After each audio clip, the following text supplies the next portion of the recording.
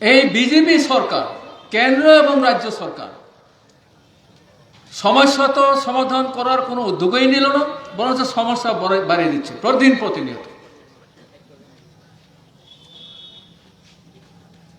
দলটা কিছু করছে না, মানুষ প্রায় অর্থনৈতিকভাবে ভেঙে পড়ছে, দৈনন্দিন জীবনের সমস্যা অত্যন্ত সংকটের মধ্যে তারা ভুগছেন। রাত হলে কাজের প্রশ্নগুলো আসছে, কোথায় কাজ পাওয়া যায়, দুবেলা খাওয়ার ব্যবস্থা কিভাবে হবে, অত্যন্ত সংকট সমস্যা নিয়ে বেঁচে আছেন ত্রিপুরার মানুষ এবং ক্ষয়বাসীগণ। সেসব আপনাদের অভিজ্ঞতা আছে। গত 4.5 বছর এই সরকার কিছু করেনি, এক কথায়। হ্যাঁ করেছে, মুখ্যমন্ত্রী পাল্টিয়েছে, লোক দেখানোর জন্য এই কাজটা তারা করেছেন। তারা মনে করছে এটাই প্রধান কাজ, মন্ত্রীকে সরিয়ে দেওয়া, মুখ্যমন্ত্রীকে পাল্টিয়ে দেওয়া, এইসব আজেবাজে কাজ করছে। হ্যাঁ এটা তো ঘটনা। এর আগের মুখ্যমন্ত্রী 4.5 বছরে শুধু নানা কথায় বলে মানুষকে বলে শুনিয়েছেন, কাজের কাজ কিছু করেনি। এই সরকারটা দুর্নীতি আখড়ে পরিণত হয়েছে, লুটপাতে রাজত্ব চালাচ্ছে রাজ্যে, কাজকর্ম নেই, রেগা কাজ কমিয়ে দিচ্ছে। সেসব বিষয়গুলো আমি আর যাচ্ছি না, সময় নিতেও চাইছি না, প্রধান বিরোধী নেতা তিনি বলবেন। তো এইরকম একটা দক্ষযোগ্য অবস্থা, মানুষ কি করে বাঁচবে? মুখ্যমন্ত্রী পাল্টে দিলে তো হলো না। এই একটা নির্বাচন হতে যাচ্ছে 4টা বিধানসভা কালকে, এটা কোনো কাম্য ছিল না।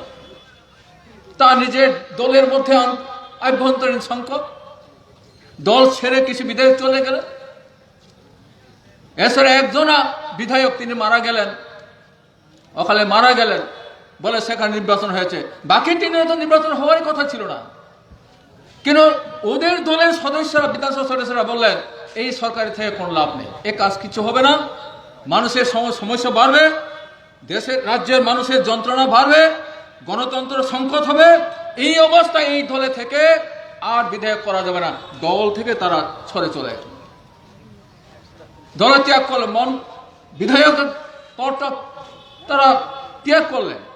নির্বাচন বাধ্য প্রচুর টাকা খরচ হবে, জনগণের টাকা, এটা বিজেপি দলের টাকা না, জনগণের টাকা। এই টাকা নিয়ে সিনেমা খেলছে তারা, এমনিতেই কাজ নেই, আর এইরকম টাকা খরচ হয়ে যাচ্ছে। তো এইভাবে ত্রিপুরা রাজ্য কাহাতো কি করে বাঁচবে বলুন তো আপনারা? কত নির্বাচনের পরিস্থিতি, দেশ গাল বড় পরিস্থিতি, মানুষ বিভ্রান্ত হয়েছে। বামফ্রন্ট সরকার তো আর অনেকগুলি কাজ করেছেন, সবাই ঠিক আছে, কিন্তু এরা যখন বলছে দেখি না একবার বিজেপি ক্ষমতায় বসিয়ে অন্তত আর 2টা চাকরি বেশি পায় কিনা, আরো 2টা ঘর বেশি পায় কিনা, আরো 2 টাকার বেশি রোজগার করা যায় কিনা, এই ভাবনা থেকে মানুষ আবেগ তাড়িত হয়ে বিজেপি ক্ষমতায় আনলেন।